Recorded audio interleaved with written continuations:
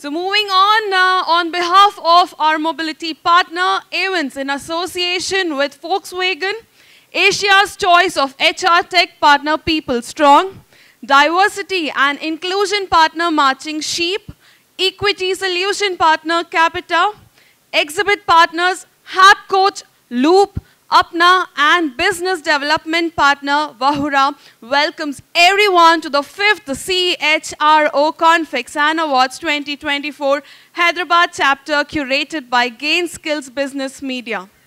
Today marks a pivotal moment as we converge to celebrate and elevate the profound impact of human resources leadership as stewards of talent, culture, and organizational vitality. HR leaders play a vital role in shaping the future of work. This gathering is a testament to our collective commitment to excellence, innovation, and resilience in the face of evolving challenges. Throughout the day, we will engage in thought-provoking discussions, share best practices, and honor outstanding achievements in the HR domain. Together, we will explore strategies to foster inclusive workplaces, drive digital transformation, and cultivate a culture of continuous learning and development. I invite you all to immerse yourself in this enriching experience, connect with industry peers, and glean valuable insights that will propel our organizations towards sustained success. Thank you all for joining us on this journey of inspiration, collaboration, and recognition. Once again, welcome to the CHRO Conflicts and Awards 2024. With this note, let me introduce you all to our keynote speaker for the day to discuss on the topic, creating a culture of inclusion, best practices for implementing diversity, equity, and inclusion initiatives. And to do so, I request Dr. Reena Das, CHRO, Keolis Hyderabad Mass Rapid Transit System Pvt Ltd, to please come upon the stage. Dr. Reena Das is a professional with over 23 years of experience in all aspects of human resource management and industrial relations with strong focus in manpower planning and resource management. Evolved and established the HR functions for a large enterprise. Experience in working in the public utility services sector. With a big round of applause, ladies and gentlemen, please welcome Dr. Reena Das on the stage. Good morning, everyone, and thanks for this opportunity. So before I start the formal presentation, I would like to ask all of you, how are you feeling today? Great? That's a good response, but the response could be even louder. How are you feeling today? Superb, superb. That's very good to hear. Well, the topic is very interesting. All of us in our organization, we do follow different trends, different principles, different practices to make sure that DEI happens for all of us. But is DEI all that we require? Yeah, for me, there's something which is not there in the slide, is more on the importance of belongingness. I think all of this can happen if you have a sense of belongingness that we have for the organization. And how do we do that? And that's very important for any one of us as sitting as an HR leader here. In terms of, we can run the DI initiatives, a lot of things that we can do.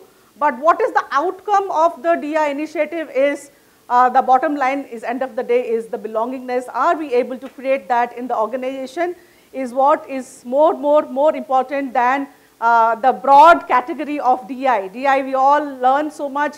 We Google, we read different literatures. All that is there in the internet, everything. But what we practice at work is what matters at the end of the day. So what is the importance of feeling of belongingness? Can anyone say, what does it feel? We all are here, part of the HR fraternity. What does it make when we have this feeling of belongingness?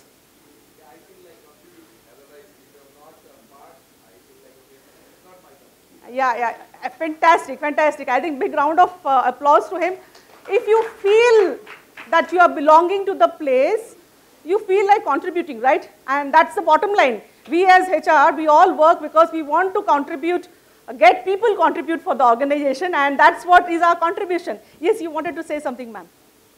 So I look at it as part of a list of puzzles. Right? So if you feel belong, only then you feel like you're a part of that frame. Else you can be a piece which does not belong. Absolutely, well said.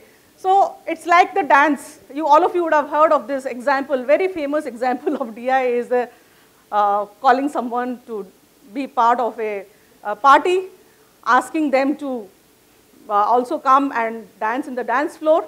But are you also providing them the access to the dance floor is more important. But if somebody actually goes and dance there with the feeling that no one is observing me, and that for me is belongingness. And if we do not give that space to our employees, possibly we are not doing the best part of it. And that's why I thought it's important for me to share what is there in terms of this dance example resonated with me many times, and I felt that yes, you are being invited, it's okay, that's you are different, we are all different, right? In India, the best diversity example can happen only in India because we are so diverse being in the country, and we all feel included when we get to see that we are belonging to some place. Like I'm from Odisha, and if I see somebody from Odisha, I feel that big smile on my face, or somebody from East India, that smile automatically comes. But that is not just inclusion. We are working in a country, we are working in an era where it is not just confined to a location, but it is like global now. And when it is global, we have to ensure that that inclusion is being there, where we are going to different parts of the globe, or different people coming and working with us, and how do we make them feel included? I think that's inclusion for me. And if you have your diversity and equity and inclusion, I think belongingness is something which is the outcome, which is what you get feeling that you are able to contribute. And that happens when the contribution will be happening then. So as HR leaders, our objective has always been that we enhance the performance, we enhance the productivity, and we enhance people, those who are performing in the organization. And to enhance that performance, what is important is we definitely try and see that we build on the skills, we build on the capabilities, we try and hire the right resources, we say the right people for the right job, the skill sets, the educational qualification, we do all of that. But will they be able to perform even if you hire the right person? If you are not giving them that sense of belongingness, and that sense of belongingness would happen if you create the right trust. I mean, trust is something you cannot define it, but then if you are able to create the trust, belief, and the confidence in people that, yes, we believe in you, we trust in you, we give you the confidence that, yes, you can do it. So that's, again, for me, is belongingness. So belongingness is it's not just a feeling, it is a sense of being part and partial of what you are doing and creating that comfort. Suppose, before I get into the slides, I thought whatever is there on the top of my mind, I should share it and then get into more of text which is there in English than feeling what I have to share with you. For me, belongingness, again, is a comfort. It's, again, a psychological feeling. What is the comfort that we are giving to our people, those who come to work? Because our people are the ones, those who contribute, and that's where we are all there as HR leaders here, trying to see how do we make the best out of them, and are we providing them that comfort that, yes, they can give their best. That matters a lot, because whatever we try and give them in terms of making them feel that, yes, you are an integral part of the organization, and that's where you can contribute the best that is possible. You are allowed to make mistakes, you are allowed to experiment, and these are certain things which is not written in our HR policies and procedures. But this is something which is a culture that we bring into the organization, and that's what the organization gets driven and try to contribute to the best in terms of enhancing the productivity and performance of the employees, and thereby leading to the organizational growth and development.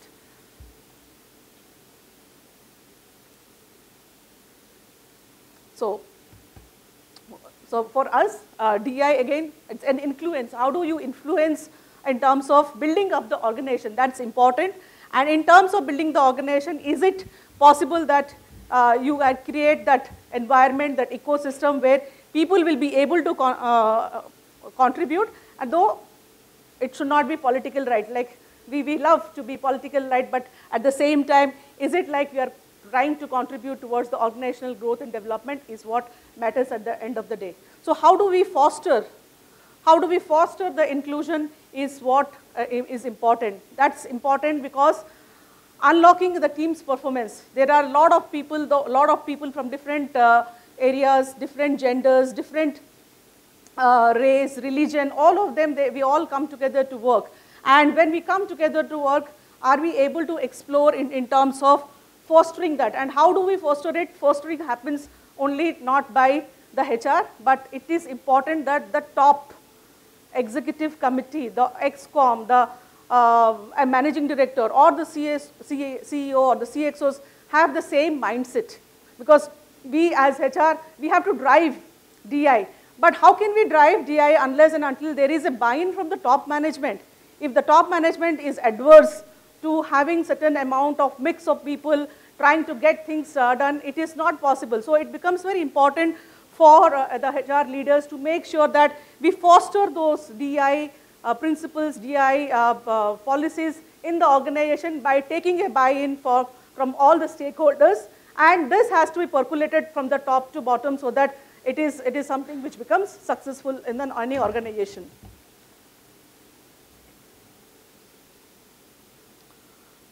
Well, as we said, one needs to feel valued, right? Only when you are feeling valued, being respected in the organization, that's where we create the sense of belongingness towards the organization. And that's where, when we bring people, if the people are not feeling that they are part of the organization, then the whole ecosystem goes for a toss, and we are not able to give them that motivation which can help to achieve the organizational goals. And that's where, like, we have to bring in innovation, we need to have diversity.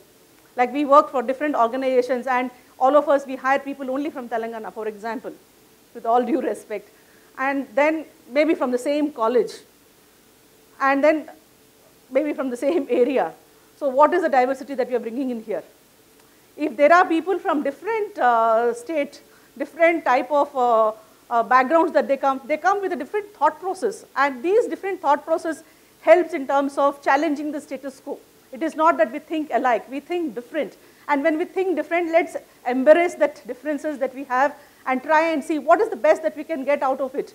The best thing that can happen is a continuous improvement.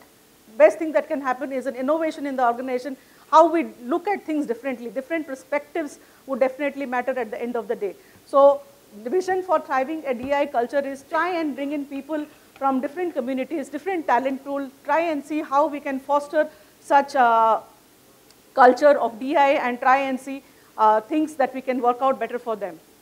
So building our mission would be building a foundation for DI success. And how do we do that? If you have to build, you need to know what is your organization requirement. If your organization has a certain set of requirement, create or craft a DI charter or a DI policy or a DI principle based on what it looks like, because every organization is different. For my organization, I work for Keolis. Keolis group has a very strong DI culture. We have the chairperson who is Marionge, who is a woman, and we have in the board 8 women out of 10 men, out of 10 people. So 8 in the leadership team is a big number, right? So that's the culture that we are trying to drive across the organization or across the globe. So here, for us, driving DI is very strong, and for us, because in India, we are only focusing on 2 genders, that's male and female. We have not explored more than that, because what we are is a part of a mobility sector, and when we are part of a mobility sector, we have very less women, those who are in this sector. We had 9.1% women only in 2021. Today we are 15%, so we feel good. We have seen that growth of increasing the women headcount, and that has been one of our strategic intent in terms of seeing that how can you bring in women into the organization and try and increase the number of headcount that we could have. So that's diversity for us. And for us to bring in that diversity, as you know, there's not many people there in the transportation sector or in the mobility sector, those who are women. For us to do get that number from a 9.1% to a 15.4% today, we had to do a lot of work in terms of culturally first to explain to our managers, those who are handling the show. They say that, madam, it is not possible for us to get a woman to work because they would join, they will go on a maternity leave, and then it is very difficult for us to engage them. There are instances where they would say that, no, it is difficult for us to get them into night shift because if it is a night shift, then you will have other arrangements to be made. And for us to make other arrangements, we have to go through a statutory compliances because you can't have a woman in the night shift. When we run the metro, we have stations are not having all those security norms. So these are a lot of challenges that we had, but then we had to work out on a win-win situation and see that, boss, yes, we understand the challenges, but what we can do within our scope of or ambit that is possible. So get people in a morning shift and an afternoon shift, those who go in the evening, they can be given a drop facility. So that's something within the purview of things that we can do it. So these are internal challenges that we had to meet in terms of convincing people internally that, boss, these are possible. But it's not just internal challenge. We have an external challenge because market doesn't see mobility as a place of work. And that's where we had to look at options where we have to go and engage colleges, institutions, talk to them saying that mobility is a safe place to work for women, and talk to even go to an extent and talk to the parents, because parents feel that why a lady to be as a train operator or a station controller, it is not the job, or why they should be a maintainer, it's not their job. Though we hire engineers, but there is a mindset that no, this is not the sector that they need to be. And hence we had to go an extra mile to see that if we can convince those traditional thought process and see that no, there are lots, and give them case studies and stories where people have done well as women. We had to showcase the first train which was driven by a lady loco pilot, where Prime Minister Narendra Modi himself was one of the passengers. So we give them the case stories and tell them the stories of our women, those who are doing really good. So opportunities in terms of building the mission is mostly trying and see that what is that you are doing. Do a self-assessment, of what is the status, what is your need and what is the status. Do you want to bring in a diversity in terms of male-female ratio, or is a diversity in something else that you would like to bring in? Bring in diversity from different parts of the country or maybe outside the India. So look at those as opportunities and see how you can build on your talent acquisition, talent development, and strategies which can help you in talent retention. So how do we unlock the team's performance? Yes, DEI can be a powerful tool. When we have people from diverse backgrounds, they create an edge in terms of giving more ideas, in terms of identifying also in terms of high potential. Unlocking the team's performance can happen in terms of also strategizing on what is the talent development initiatives that you would like to do so that you give them that opportunity. For us, and unlocking team's performance and potential, we thought we could have a very structured career progression plan. And that career progression plan gives opportunity for each and every one to participate if they have cleared their basic eligibility criteria. So doing that, it helped us in terms of making sure that female also gets opportunity to grow up in the system and grow into different departments. It's not just one department, but there is also cross-functional role changes that is possible where women is been given. So this is what we do.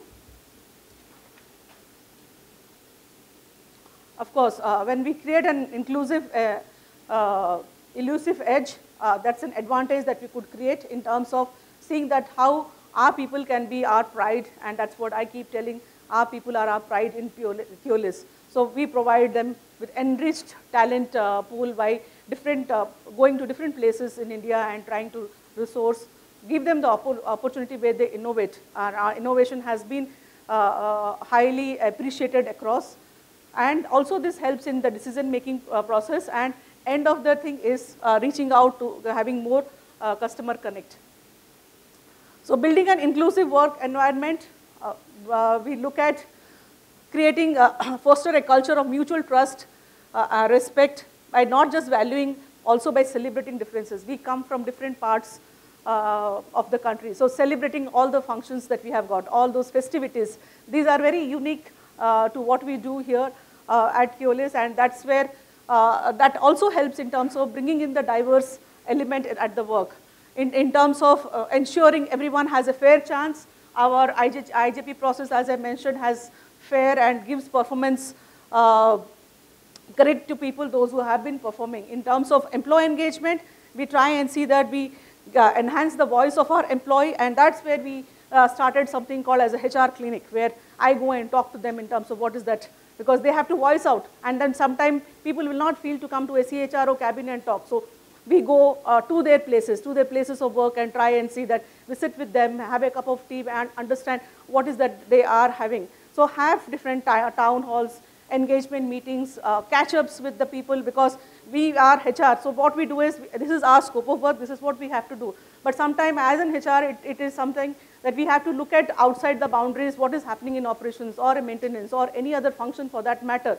So are we there available with them to understand what challenges that they have got? So if we have those boundaries been broken and go outside our boundary of doing only the HR work, possibly we create those inclusive work environment and make them feel that they are quite important at work.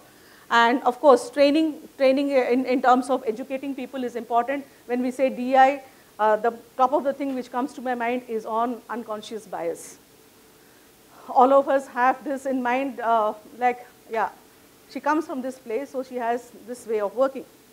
Or she is wearing such clothes, so she might have some thought process in terms of, so these are certain unconscious bias or a prefixed mindset that we have got in us. So if we can break those unconscious bias and provide them training. See, we as human beings, something we do by unknowingly at times. So it is important for us to break those barriers and bias by consciously learning things and at the same time educating ourselves.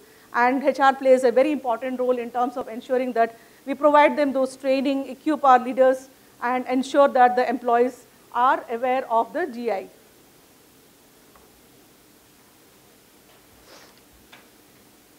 Sorry. So what are the best practices? Like if I have to share something, what we do in Keolis, we started with councils which had representation from the top management, those who were responsible for driving diversity, equity, and inclusion. And to enhance that, we have enough of the women participation, because we were driving DI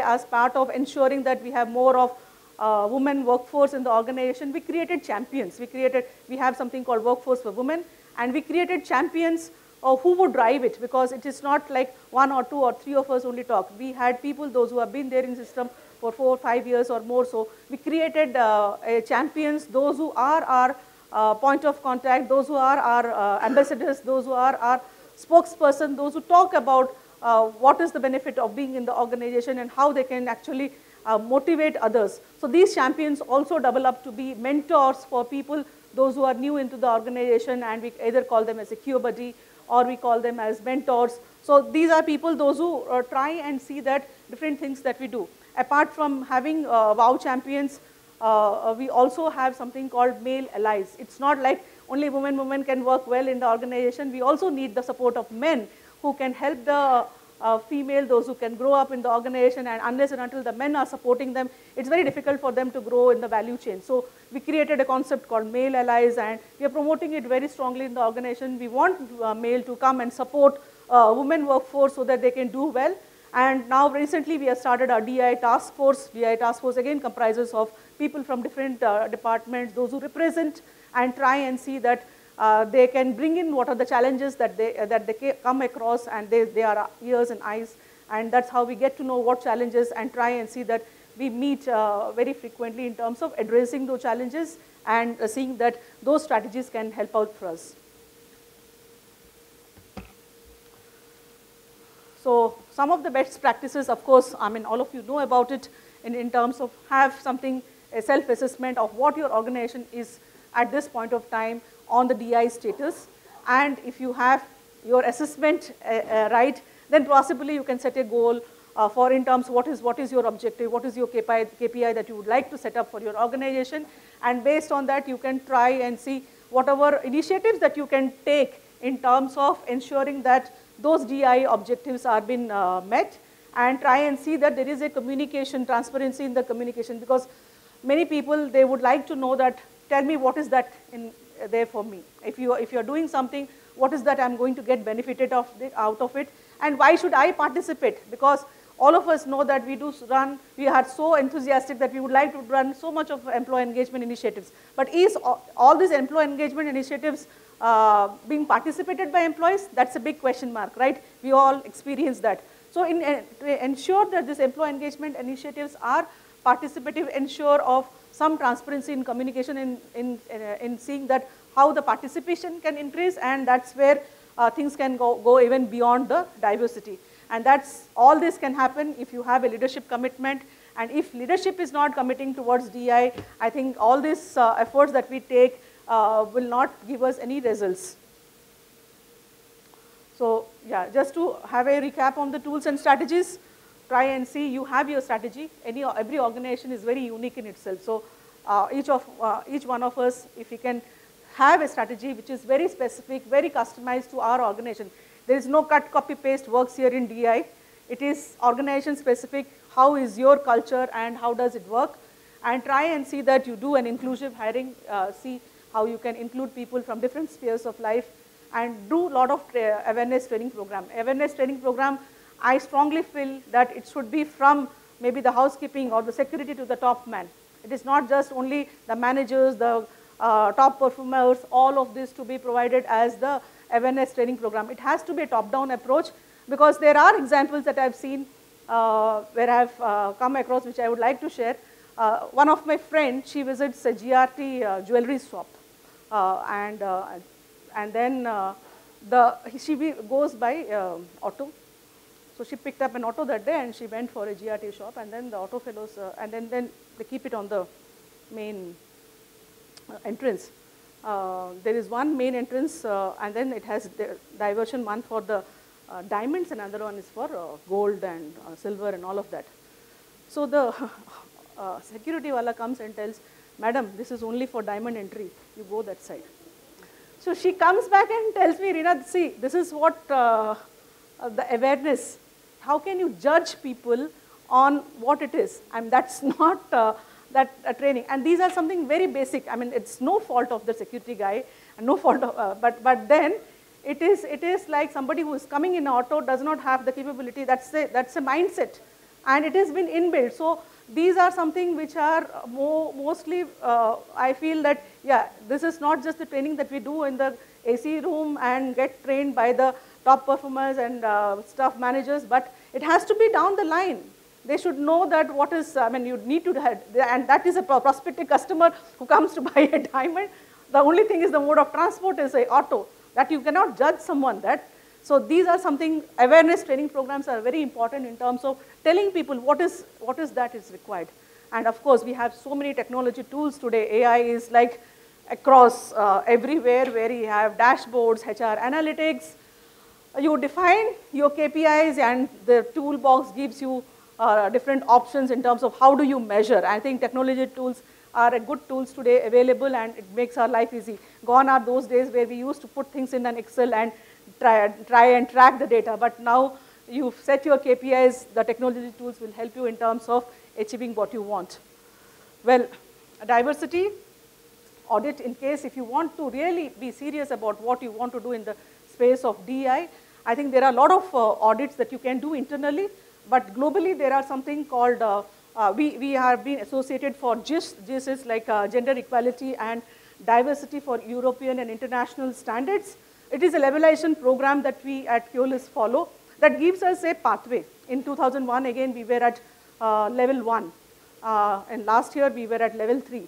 So it gives us a framework. If somebody is new, I think GIS is a very good tool in terms of telling where do we stand in terms of what we are doing in diversity, because sometimes we might not have a guideline to tell us whether we are doing the right way or the wrong way. Is it our approach right or wrong? So there are criteria which is there, even if you are not participating for something on a GIS as a certification process. But if you go and download about GIS, it gives you 7 criteria, 8, 9 criteria, which talks about like, is this the right way of doing it? At least it gives you a guidelines that you will do things depending on what your organization requirement is. But end of the day, it gives you a broad guideline. And now I was proud to feel that we were at level 1 and now JIS has guided us and we are at level 3 of the certification. So this is something which is something I would like to recommend here. If anyone would like to enhance on their DI quotient, they can definitely look at embarking on the journey by looking at JIS or other tools which is available, which can give you some guidelines which can help in building the DI strategy for your organization. Well, it's again English for all the HR leaders in terms of setting objective, scoping what you want, your approach, your implementation and evaluation. But the audit definitely helps. This is what I was talking about on the gender diversity JIS certification that we have got. This is audited by an external agency, so you know that where you stand. Then you auditing your own self, this gives you a little more input in terms of, yes, this is where you are doing well, this is where you need to improve, and there is no right or wrong, and there is no pass or fail. It is only for an assessment for you to see that how you can build your own DI strategy for your organization. So it's a continuous process where you try and build things that can help your organization.